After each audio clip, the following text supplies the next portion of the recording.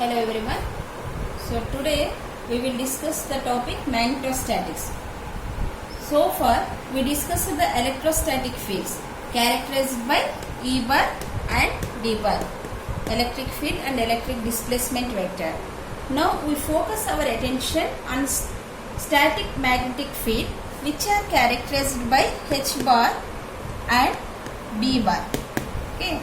There are some similarities and dissimilarities between the electric and magnetic fields. A definite link between electric and magnetic field was established by Oersted. So he discovered that electricity could produce magnetism. So what he noticed, an electrostatic field is produced by static charges or stationary charges. Suppose if the same charge is moving with constant velocity, then the static magnetic field is produced. That means a magnetostatic field is produced only by a constant current flow. So or direct current. This current flow may be due to the magnetization currents as in permanent magnets, or electron beam currents as in vacuum tubes, or conduction current as in current carrying wires. Okay, there are two laws governing the magnetostatics. One is Biot-Savart's law.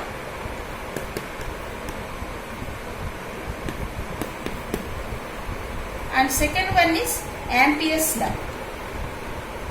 So we say that Ampere's circuit law also.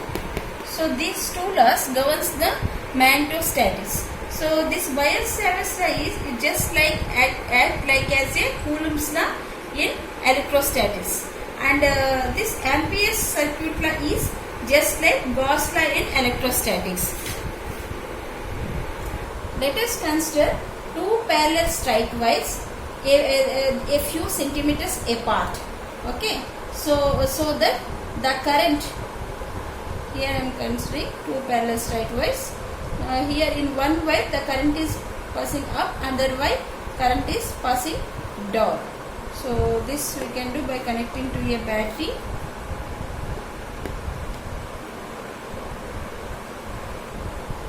So plus minus battery. So here current in one direction, one wire is in up and this is opposite direction. Okay, in that case, suppose when we hold a test charge near to these wires, what will happen? Any guess? What will happen? Suppose if we place a test charge near to these wires, there could be no force on it. That means these wires repel to each other. This is due to the repulsive force of like charges. For suppose if we take the wires in such a way that current flows in the same direction in both the wires. That means here we have the battery.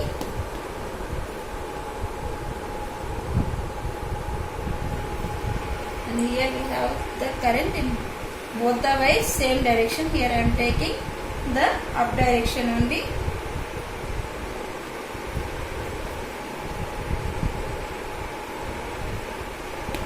So like this we connected. That means here what is happening in both the wires, current is passing in the same direction.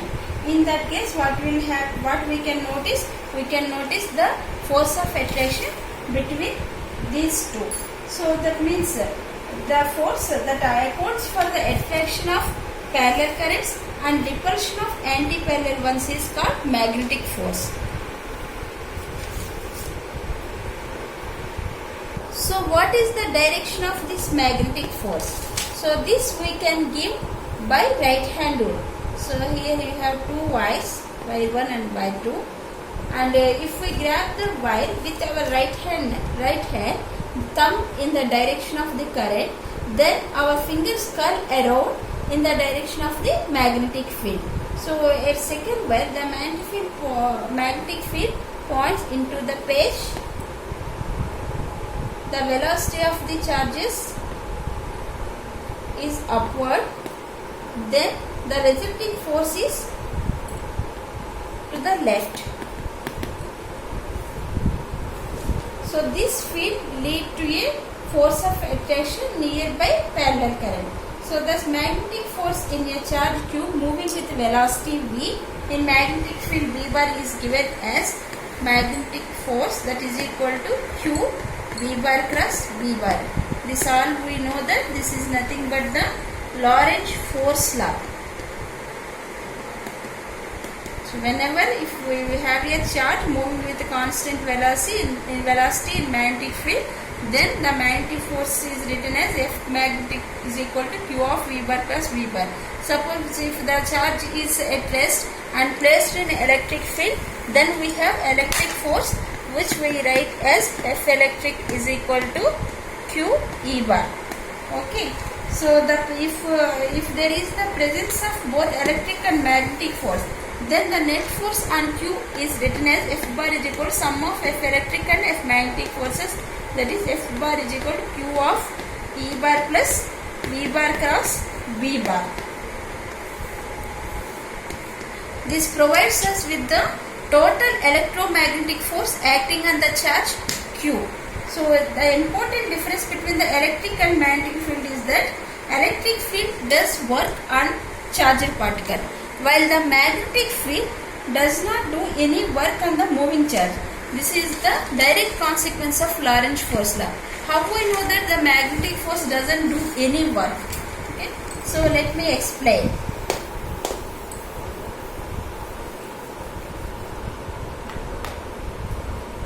Suppose if we have a charge Q which moves a distance dl bar, then what we write? Distance is equal to velocity into time, v bar dt. V bar is the velocity of the charge. So then the work done, what we can take? Work done, magnetic, due to magnetic force is equal to F magnetic. We know that W is equal to F dot S. So F dot dl bar, F bar dot dl bar. And F magnetic force we know that Q into V bar cross V bar dot dl bar means V bar dt. But we know that V bar cross V bar is perpendicular to V bar. That is the property of cross product. Cross product of any two vectors is always perpendicular to the V and V. So V bar plus V bar is perpendicular to V bar. So the dot product for any two vectors which are perpendicular, dot product is always equal to 0. So work done come here 0. That is why we say that magnetic forces does not do any work on the charges. So that is the direct consequence of the Lorentz force law. And the main thing of this magnetic forces is just they alter the direction in which the particle moves, but they cannot speed it up or speed it down. Just the magnetic force can change the direction of the charge. Next, let us derive the continuity equation. So continuity equation is nothing but del bar dot J bar plus dou rho by dou t equal to 0. So before going to the derivation, it is good for you people to know about the surface current density and volume current density terms. Okay, suppose if you have a wire and some current is passing, so current means all we know that is nothing but charge per unit time. So and its units are ampere, and 1 ampere is equal to 1 coulomb per second. So I hope you people know line charge density, surface charge density, volume charge density. Line charge density means charge per unit length, and surface charge density means denoted by sigma, charge per unit area, and volume charge density is charge per unit volume denoted by rho. Rho is equal to Q by V, sigma is equal to Q by A, lambda is equal to Q by L. So here I am considering the line charge. So generally line charge is denoted by the letter lambda, that is traveling down a wire at a speed v. So it constitutes a current. So then what will happen? So here I am considering the segment of length. Length segment means velocity into time. So here I am taking this segment. So that means v delta t I can take. This is nothing but the segment of length passes a point. Here one point P arbitrarily I took. So passes a point P in time interval delta t. So then what we will have? The current is equal to, we know, current is equal to charge by time delta t. So charge what we can write, since we have the lambda value, lambda we know, lambda is equal to charge per unit length. So charge is equal to lambda into length dl. So dl is nothing but v delta t by delta t. So what we will have here, lambda v. So I bar is equal to lambda v bar. If you denote in vector notation, only magnitude if you consider, we can write I is equal to lambda v. Let this be equation 1. And now the magnetic field, we know that magnetic field, F magnetic field. For one segment we have that v cross b into dq. But if you want to calculate for the whole length of the wire, then what we have to do? We have to do the integration. So v bar cross b bar dq. This is the Lorentz law. So that is equal to integral v bar cross b bar dq is nothing but lambda dl. So that we can write lambda is a constant, so lambda v bar cross b bar dl. So what is lambda v from equation 1? We can take I bar cross b bar dl. This is the magnetic force. F magnet is equal to integral I bar plus b bar dl. Since I bar and dl bar, they both are point in the same direction. So then what we can write for this, F magnetic is equal to integral I bar dl bar plus b bar. So generally the current is constant in magnitude along the wire. So that is why we can take it outside of the integral. So I dl bar plus b bar. This is the expression for magnetic force when we consider a line charge. Okay. So for suppose if you have the charge is flowing over the surface, so then it is described by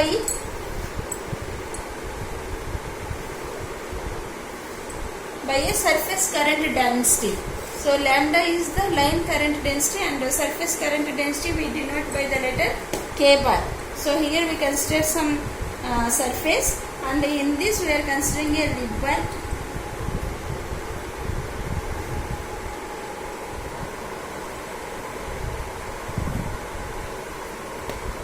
So this ribbon of infinitesimal width dl perpendicular.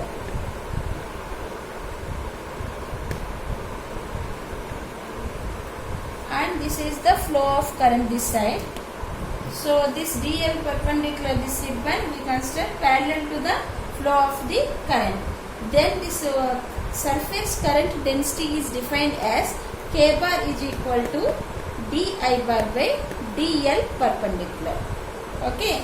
And the same, in that case the magnetic force will be F magnet is equal to integral k bar cross b bar dA. And for suppose when the charge is distributed throughout the space, that means if we consider a tube of infinitesimal cross section dA perpendicular. Suppose if you have a tube,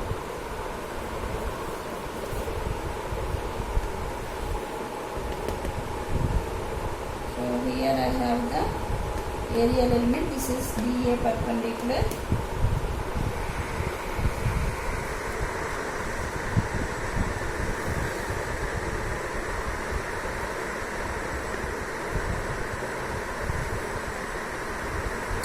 So in that case, the volume current density J bar is defined as di bar by dA perpendicular. Current density, surface current density K is equal to di perpendicular di by dl perpendicular, and volume density is equal to di by dA perpendicular. In this case, magnetic force, so the derivation is out of scope of our syllabus, that is why I am giving you the expressions. These expressions I use while deriving the continuity equation. So in that case the magnetic field is given as J bar cross B bar d tau. So here this is the volume element we consider d tau. Previously surface area current density we took the aerial element dA, here volume element. So these are the surface and volume current densities. So for volume current density we have J bar is equal to d I bar by dA perpendicular, right? And the current crossing a surface S can be taken as I is equal to integral S J bar dot dA bar. And from we know that the surface integral and volume integral, Gauss divergence theorem, surface integral we can make it equal to the volume integral. That means this is equal to integral V del dot J bar d tau. D tau is the volume element, dA is the surface element. So now the total charge per unit time leaving a volume V is equal to del dot J d tau, right? But because the charge, we know the charge is always conserved. So whatever flows out through the surface must come at the expense that remaining inside. So due to the charge conservation, this is equal to the rate of change of total charge in the volume. So what we can take? So therefore del dot J integral V del bar dot J bar d tau is equal to the rate of change of total charge minus rate of change of total charge Q, dou Q by dou T. And this is we can write minus dou by dou T of Q is nothing but rho d tau. This is we have volume element, that is why here also I am writing in terms of volume. We know that volume charge density rho is equal to Q by volume. So Q is equal to rho d tau. And therefore, so here why we kept negative sign? So this negative sign reflects that an outward flow decreases the charge left in the volume V. That means it is flowing out, so then the considered volume the charge is decreasing. That is why we kept minus sign here. So both sides, this is true for all the volumes. So what we can write? Del bar dot J bar is equal to minus dou rho by dou T. So then del bar dot J bar plus dou rho by dou T is equal to 0. This is known as the equation of continuity.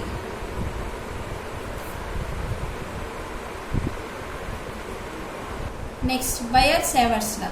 So before going to this Bayer-Savart's law, I want you people to know about the steady currents. Okay, we know that stationary charges and the charges which are at rest, they produce electric field that are constant in time. So that is why we call that as electrostatics. In the same way, steady currents produces magnetic field that are constant in time. So the theory of steady current is called magnetostatics. Okay, that means steady current means a continuous flow that has been going on forever without change and without charge piling up everywhere. So then means in magnetostatics what we can write? Steady current means dou J by without change, dou J by dou T equal to 0. So dou J by dou T equal to 0 implies dou rho by dou T also equal to 0, right? Therefore what will happen to the continuity equation? We know continuity equation del dot J plus dou rho by dou T is equal to 0. If you consider the magnetostatics, this term will be 0. The continuity equation magnetostatics we will take del bar dot J bar is equal to 0. So in magnetostatics, the continuity equation becomes del dot J equal to 0. Okay. So the magnetic field, if you want to calculate a magnetic field of a steady line current, that was done by Bayer-Savart's law. So which is B bar of R is equal to mu naught by 4 pi integral I bar cross R cap by R square dl prime. So that we can take as mu naught I by y, because we know that current is constant along the y. So dl prime bar cross R cap by R square.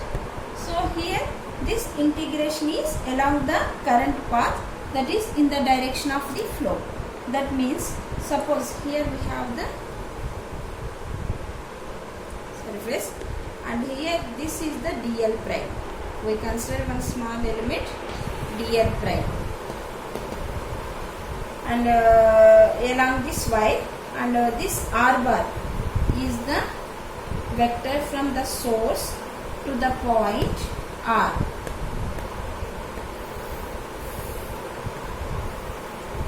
And this way current is flowing.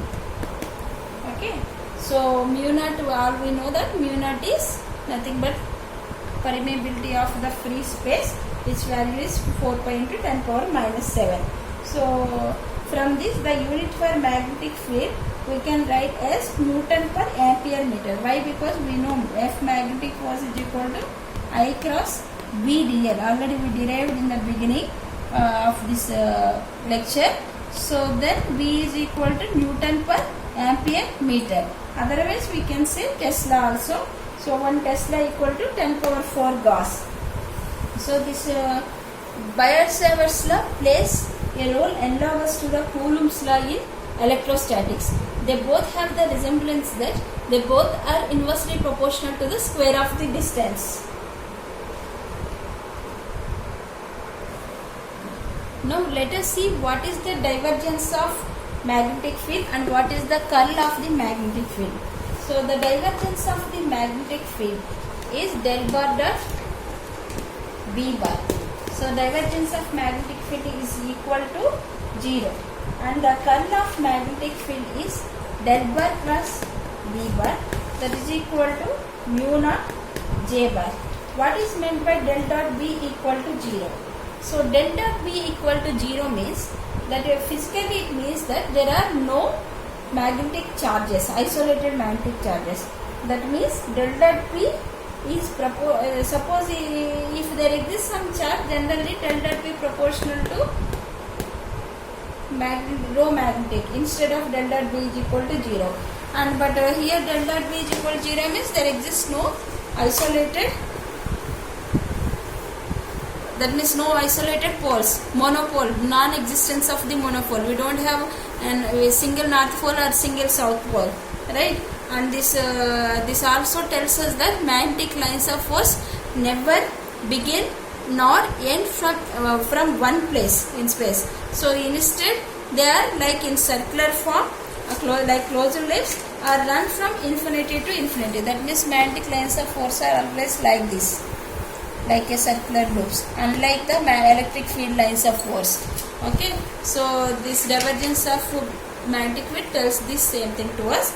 And next, del cross B is equal to mu naught J. This is the curl of magnetic field. This we call it as Ampere's law.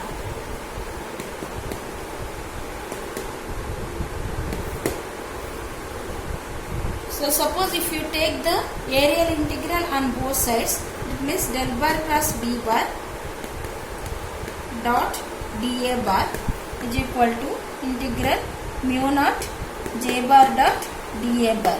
So this we know that this areal integral, we know the Stokes theorem. So Stokes theorem relates areal integral to the line integral. So from Stokes theorem, this left hand side we can write as B bar dot dl bar, circular. Integral and circle means that is the closed path. That is equal to mu naught of minus mu naught of J bar dot dA bar. So this we can write as integral B bar dot dl bar is equal to mu naught integral J dA. This is nothing but current density into area. So nothing but current enclosed. So I enclosed is the total current passing through the surface. So this is the integral form of the Ampere law. So previous one is just differential form, and this is the integral form of Ampere's law.